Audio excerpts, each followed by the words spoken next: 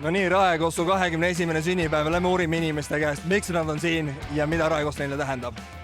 Miks tuled just sina Raekossu mängule? Sest et see publik, mis siin on lihtsalt vapastav.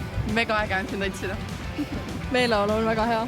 Kuna see on äge ja saab uusi nippe teada, kuidas kaitsest mööda saada. Mu koduklubi. Need on kõige paremad. Ma ütleks, et see elamus ja see adrenaliin, mis sellest mänguvahast said.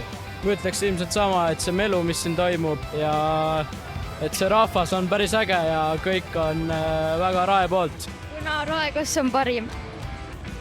Raekoss oskab hästi mängida. See on lõbus ning enamus ajast Raekoss võidab. Täpselt nii.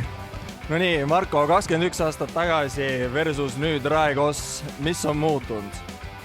No eelkõige on muutunud see, et 21 aastat tagasi ma olin mängija, nüüd ma olen treener. See on niisugust isiklikust vaatepunktist, aga kui vaadata lihtsalt seda mastaapi, 21 aastat tagasi alustasime sõprade seltskonnaga, kes tegid kossu sellepärast, et see oli fun. Fun on endiselt alles, aga lihtsalt see, mis toimub selle kossu ümber, on ikkagi midagi hoopis muud. Et fännklubi kasvanud, toetajad kasvanud, kogukond kasvanud, treenerite arv kasvanud, noorte töö on juurde lisandunud, ehk siis lihtsalt tore on vaadata, kuhu me selle Raekossuga jõudnud oleme.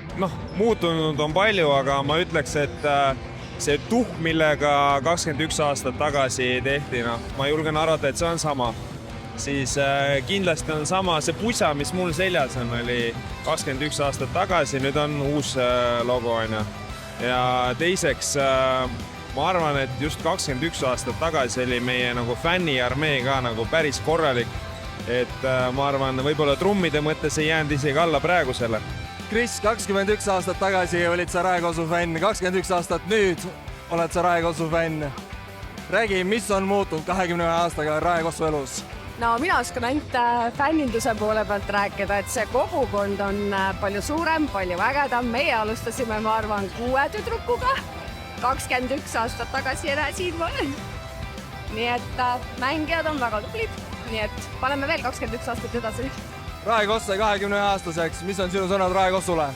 Tähtis on järjepidevus ja järjepidev kasv. Et ega üle oma varju hüpata ei saa. Iga aasta sammuke edasi. Kas just tulemuste poolest, aga süsteemi poolest tuleb hoida missiooni meeles, et ega suuresti esindusmeeskond on ju tegelikult noortele väljundi jaoks ja meie vanad peerud oleme siin nende pärast suuresti, et mis siin ikka kirsitordi panemat, aga pidupäev sellegipoolest. Mida sa soovid Raekossule suure sünnipäeva puhul? Ootan huviga 50. juubeli, siis kui me Euroliigat mängime. Soovin väga palju võite ja et me varsti oleksime ikkagi meistriliigas. Tehke rohkem trenni, et me võidame rohkem ja palju õnne 21. sünnipäeva puhul.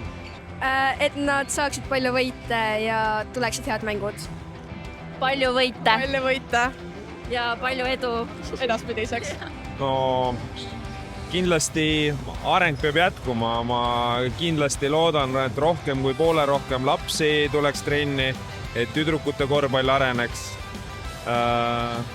Ja ma ei tea, kas Raekoss kindlasti 21 aasta jooksul mängib ka kõrgemal tasemel kui praegu, aga seda, millal see juhtub, et see peab olema selline loomulik areng. Ja miks mitte ei võiks ka Rae vallas, ütleme, kui see areng jätkub, olla ka suurem saal kui praegune pallihall. Ma sooviks meile, et me teeksime seda sama rõõmuga edasi, et meil oleks sama ägedad inimesed ümber.